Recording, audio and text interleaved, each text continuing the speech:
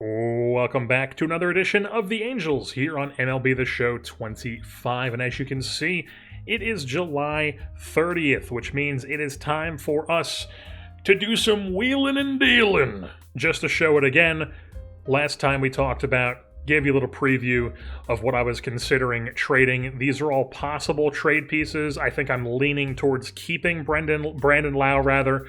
Curtis Mead could be traded, could not, as a potential trade piece. Same with Perez. Mitchell is a player who is like the big fish for us. He is a potential starting pitcher with a very high 90s potential. He could be a really good starting pitcher for us as soon as next season. The thing why we're open to trading him is we have one spot opening on the rotation next season, and we could either give it to this guy or we could give it to Burgess. Burgess is the number 1 overall prospect in baseball. This guy's the number 10 overall prospect in baseball. Mitchell has 50 break, and he also has 63 durability. That pushes me away from him. He does have more stamina, but Burgess here has 61 stamina, which is plenty. He'll be able to work 5-6 innings into a game, especially with the way I have the slider set up. He throws harder, he's got better break, and 99 durability. So we don't have to worry about stuff like that with Burgess. So I think we're leaning towards keeping him as potentially next year's 5th starter rather than Mitchell, the Canadian. Now, with that being said, we're not just like going into the deadline being like, we're going to trade Jeff Mitchell 100%. If we go into this deadline and we're able to pick up some pieces to help us down the stretch, and we don't have to give up Jeff Mitchell, I am all for that. But if there's something that's out there that we're like, this could be huge for us, and we need to trade Jeff Mitchell to make it happen, I would be open to doing that. Now, as far as what we're actually looking for here, as you can see on the trade block page here, we are seeking relief pitchers, second baseman / shortstop, and center field. Basically, my reasoning is, if we go to our lineups here, second base is a spot that has been a letdown for us this season with Brandon Lau. Ideally, I think he gets pushed to the bench, and then somebody gets sent down and we acquire somebody to play second base for us. Whether it's somebody to play second base, maybe we move Brooks Lee back to second for the rest of the season, we pick up a shortstop. Maybe we pick up a second baseman. Maybe we pick up a third baseman who we move to second base, and then from that point on we figure something out. But it's just an infielder who can play second base for us. Or maybe it's something like Julian plays second base and we pick up a first baseman. The options are open for us. We could even do something where Shawnuel moves to first base and it opens up the DH spot for somebody. We have some flexibility to our lineup here to add a bat, but that is the main thing we're looking for here, is a bat to add to the mix here to push Brandon Lau out of the starting lineup. The rest of these guys, they're solidified in their spots. We love where they are. Currently, I'm loving how Reggie Coffey has been playing lately, and we're also loving how Angel Manuel has been playing. He has been tearing the cover off the ball since coming up from AAA, coming up from AA rather. Playing very, very well, getting on base a ton, slugging, has a 915 OPS, obviously very small sample size, but we want this guy to be playing a lot. In the future, he's going to be one of our everyday players all the time.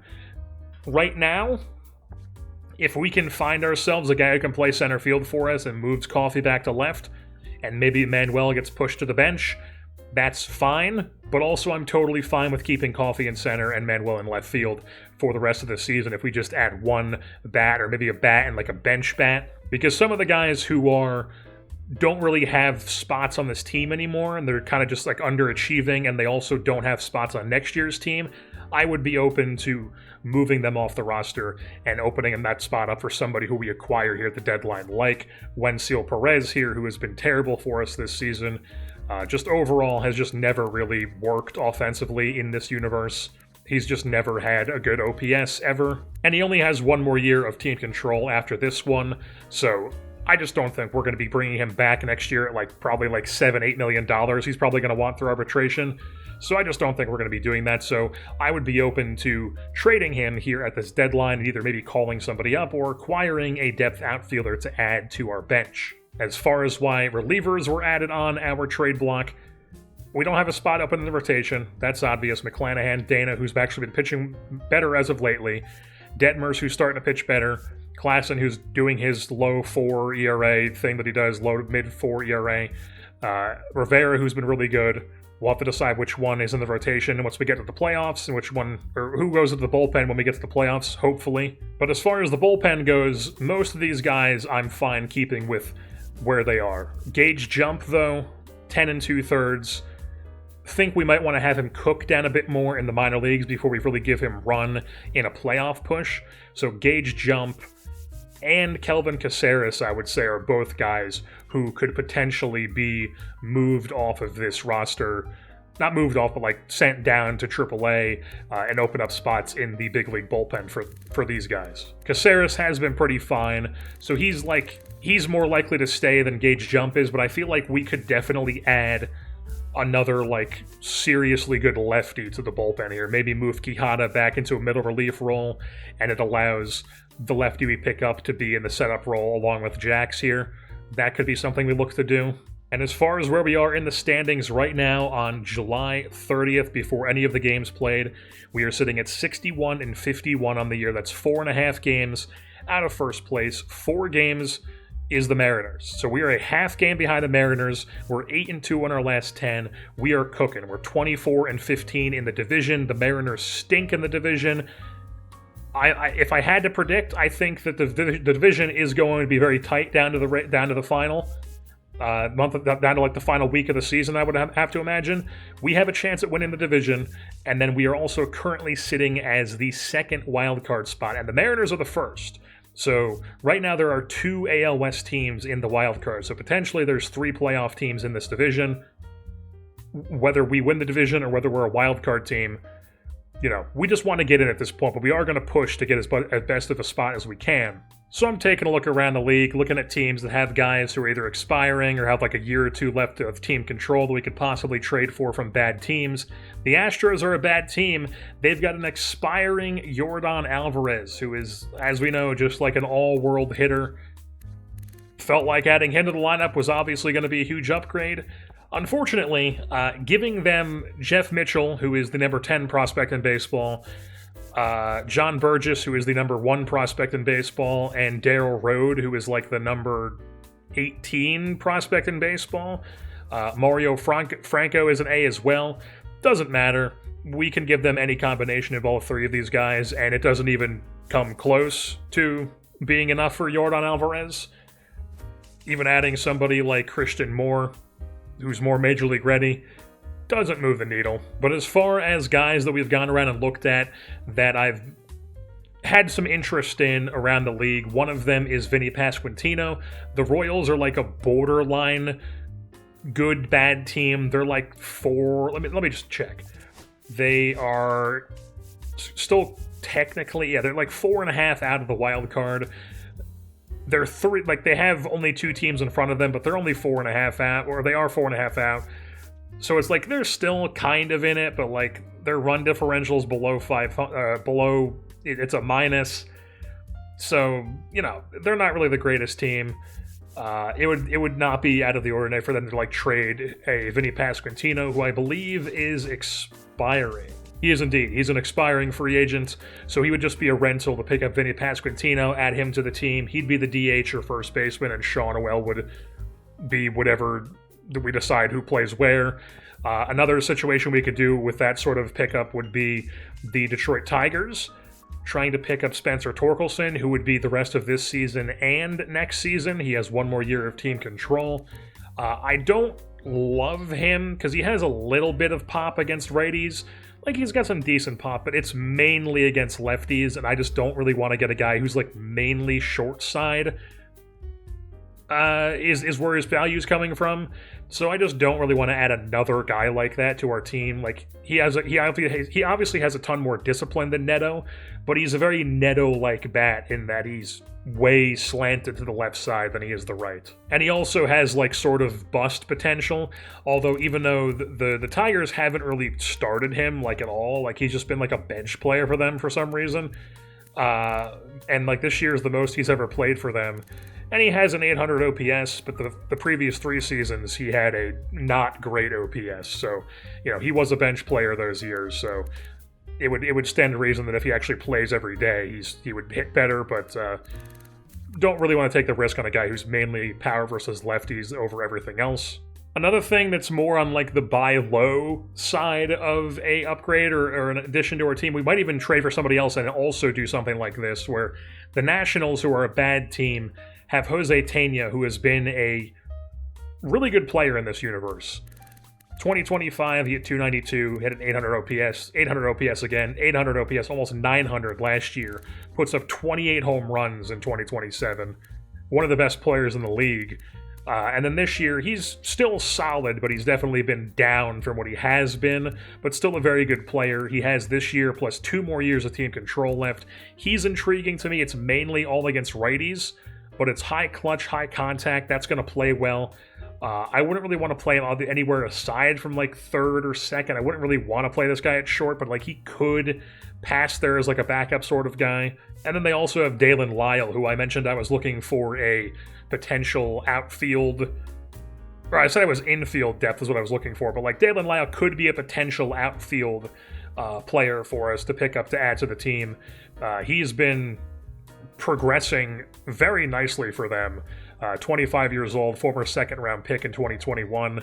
Not the greatest defender, but very interesting bat. Hasn't really ever gotten a chance in the major leagues. They've just been letting him cook in the minors, and they just never really have called him up. He is currently up with them right now, but definitely somebody to keep an eye on here as somebody we might possibly look to acquire. But as far as some bats who can help us right now, Jordan Walker is one that I was looking at. The Cardinals are a bad team.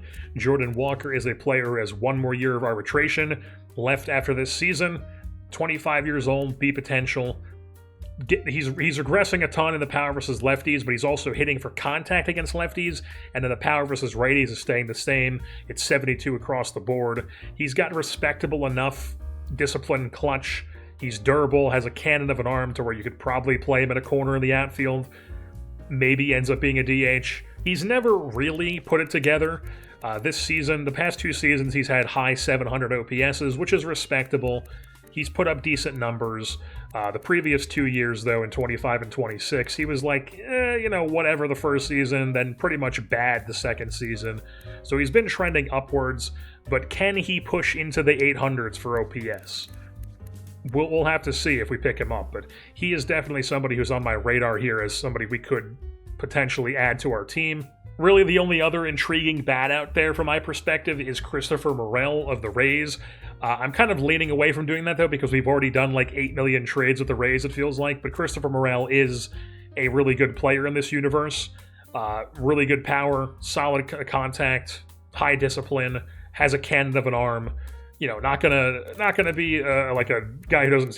He's gonna have swing and miss issues, but he hits a ton of home runs, or like he has a ton of power. And as you can see, he's been improving pretty much across the board this season, having a good year. 774 OPS. He had an 881 last year. He's been more good than bad with the Rays.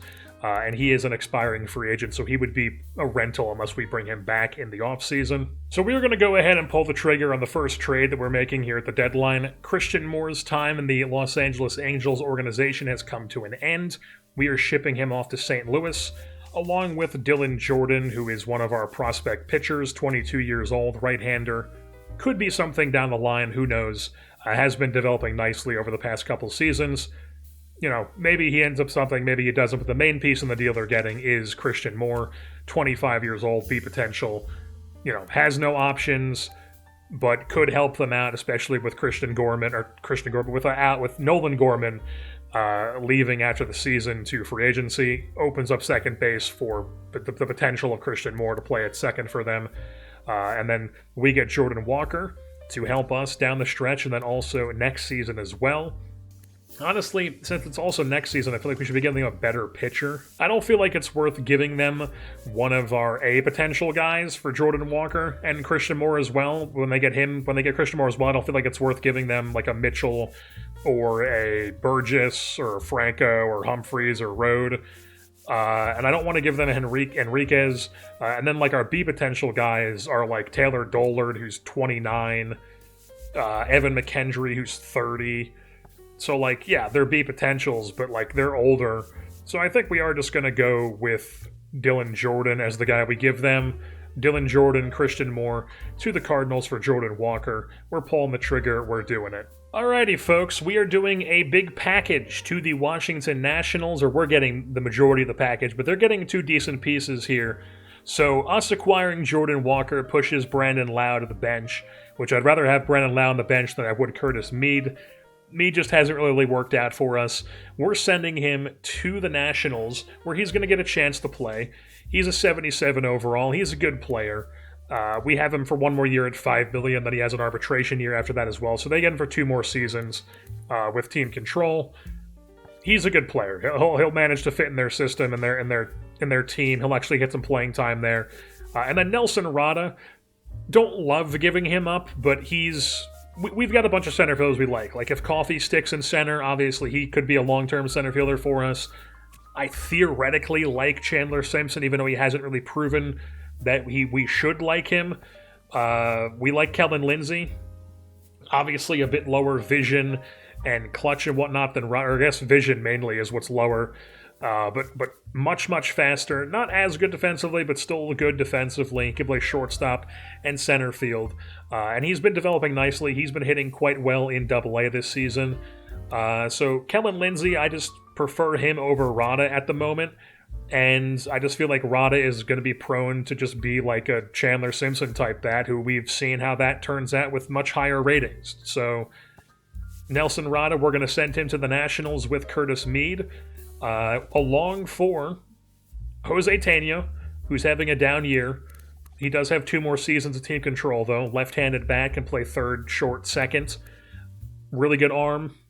Really good contact and clutch. Going to be an interesting bat to hit for us. Coming off last season, he was really, really good. One of the best hitters in baseball. Overall, in this universe, he's been one of the better contact hitters, and then last year just had a monster power surge. Just really, really good stuff. This year, not quite as much power there. Still hitting for a decent average, but definitely down. But maybe he can come here and return to form with us. So we're going to pick him up, along with Dalen Lyle as a depth outfielder option for us. He's got a couple more options. They've never really given him a chance, so we're just picking him up to add him to our mix here. Dalen Lyle, it's not Dylan, it's Dalen Lyle, lefty-righty guy, outfielder, former second-round pick who's been developing nicely for them. He's going to join our system. And then we are also adding a lefty reliever to the mix in Shinosuke Ogasawara. I'm going to assume I nailed that. He is a guy who has another year under his contract. He came over from the NPB in real life. I had actually never heard of this guy until I just saw him on their roster, and I was like, who the hell is this guy? And I looked him up. Apparently the Nats just called him up in July. Not that I'm watching a lot of Nationals games, but 30-year-old Japanese player, really solid ratings across the board as a reliever, 3-pitch guy, has been good in their bullpen this season in 60 2/3 innings, 2.5 ERA, as well as a 2.9 FIP. So I figured why not add a lefty reliever like we were looking to do along with this deal. So we get Tena, Lyle as depth, and then Ogasawara, who will be joining Tena on the big league roster, while the Nationals get Curtis Mead and then Nelson Rada as like a legit prospect to throw into the deal and sweeten the pot for them. So these guys are going to be joining us. This is the second trade we are making. And then because we need to open up a spot on the big league roster on the bench, and we're trying to get rid of Wenzel Perez anyways, we are going to send him to the Texas Rangers, who are the bottom team in our division. I think they're the bottom team. Yes, they are. They're 40-73. They're god-awful. Truly, truly terrible team. So we are trying to pick up a reliever for a center fielder who has not worked out for us. You know, underachieving center fielder who can play you some good defense isn't going to get like a huge thing, but we are able to get Hunter Harvey, who is an expiring veteran reliever who has been underachieving. You know, this year he has a 3.9 ERA. He had a 5 last year, 3.5 the year before that with Texas, and just overall has never really had the greatest FIPS. So we're picking up a guy who on paper is good, has underachieved, for a guy who is on paper a good player and has underachieved. So expiring reliever for Wenzel Perez going to the Texas Rangers. Alrighty, so those are the trades we are going to be making here at the deadline. We are now done. We are staying put with what we have. Our 5 starters heading into the post-trade deadline era of the season: McClanahan, Dana, Detmers, Klassen, and Rivera. Then in the bullpen, we've moved Ryan Johnson into the low-leverage long relief role because he's just been our worst reliever so far this season. And then the middle relief bunch is Nick Mears, Hunter Harvey, newly acquired from the Rangers, Alex Jacob, who has been fantastic since coming up from AAA. Jose Quijada moves into the middle relief role as the lefty. And then our setups are Griffin Jax, who has been fantastic, the newly acquired Shinosuke Ogasawara, which, by the way, if you have not seen what this guy looks like, I'm going to put a picture on the screen right now. Incredible. Looks badass. And then closing things out for us is going to be Ben Joyce, as always. While taking a look on the offensive side of things, couple changes here. We've got Reggie Coffey leading things off playing center, then it's Shawnuel, Contreras, Julian. Jordan Walker is going to play some left field for us, hitting 5th. Then it's going to be Jose Tena playing third base and hitting 6th. Mike Trout drops down to 7th as he's been slumping, as he keeps regressing. Brooks Lee in the 8th spot, and then Angelo Manuel rounding things out for us, playing first base. So Julian's playing second for us, Manuel's playing first, Walker moves to left, and Zach Neto is now going to be a bench player for us against right-handed pitching because he's just been that poor against righties this season, which I will show in a second. But first, the lineup against lefties: Trout, Shawnuel, Coffey, Contreras, Neto, Walker, Lee, Manuel, and Tena playing second base, while Lau, Simpson, and McCann are the main 3 bench guys, while Neto and Julian swap out depending on where they play. I am going to go ahead and, just for now, move Julian back to second base as his primary position, since he's going to be playing there from this point on from the season. Tena is going to stay at third, obviously. And then we are going to edit Jordan Walker to be a left fielder. And then, like I mentioned about Zach Neto, the reason why we are benching him against right-handed pitching, he's got a .5 WAR this season. He has not been good. His numbers have been short side platoon worthy because we look at he has 313 ABs versus right-handers. He's hitting 211. He has 75 ABs versus left-handers. He's hitting 280. So, Zach Neto, Jose Tena is better than you against right-handed pitching, so we're going to play him at third base against right-handed pitching. And this offseason, honestly, I'm going to be looking to move Zach Neto because he is just not what we're looking for at that position anymore. And as far as number updates go for the new guys, Hunter Harvey wearing 56, that's what he always wears. At least that's what he wore with the Kansas City. I don't know what he's worn with his previous teams, but I do know he wore 56 with Kansas City, which is what this game starts as. So he's wearing 56. As far as Ogasawara, he is wearing 16. That's what he wears in real life. Jose Tena wears number 8 in real life. We have 8 taken by Reggie Coffey, so I was like, 18's taken by Shawnuel. I don't really want to go a higher number, so we're going to give him 6 because if you squint hard enough, it kind of looks like 8. And then I've already talked about Jordan Walker. He's going to wear 19 for us. He wears 18 in real life. We're just going up 1 number.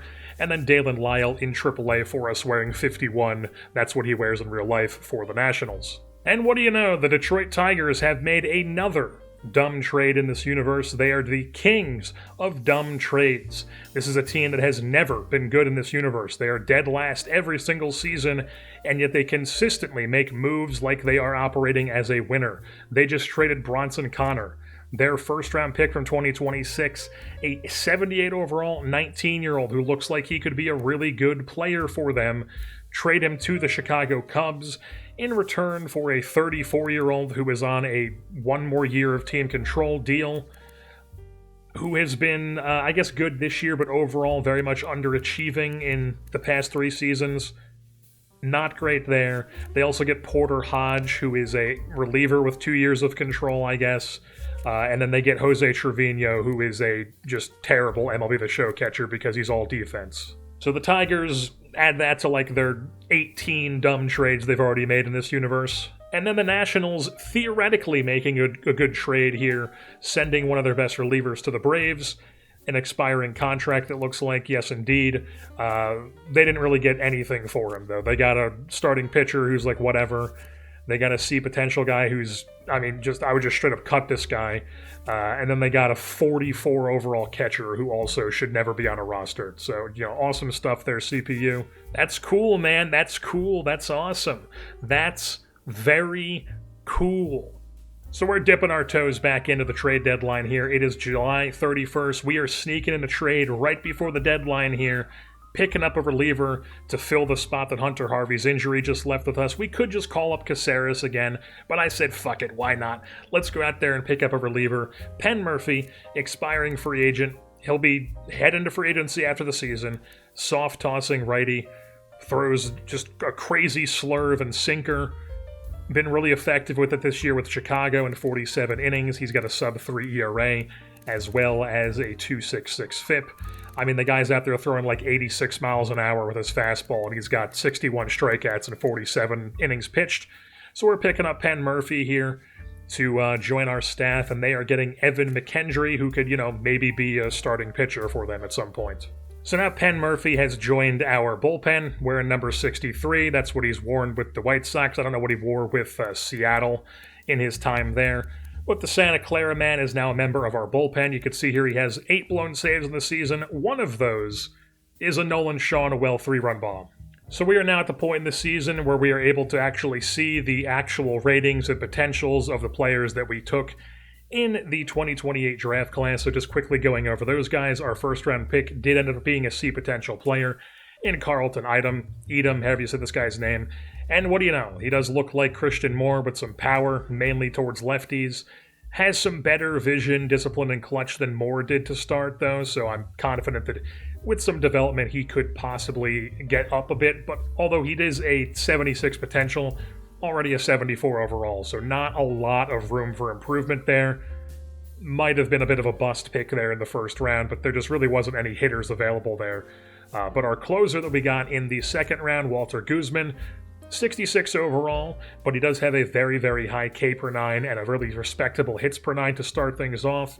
Not the greatest walk per 9, obviously, as a reliever, but throws decently hard, has a lot of break, and durability could be an issue, but overall looking like a pretty solid player. Barry Lopez is a 79 overall, but he's a 71 potential. It just makes no sense. So he's going to immediately start regressing heading into the next season, which just makes no sense. But he might be useful for like a season or two. While Tommy Hollander is a 77, and he is currently a 57 because the reliever overalls are kind of like all over the place, but throws super hard, has a decent hit per 9 and K per 9 and home run per 9 to start things off. Could be something somewhere down the line. Timmy Hudson, 79 potential, currently a 60. Horrible walk per 9 rating, but, could develop decently well as time goes on. Throws super hard as a starter. And then our final round pick was a C potential in Cesar Maravil, a righty out of Dominican Republic. High walk per 9, 3-pitch guy. Not the most ideal outlook, but, 6th round pick.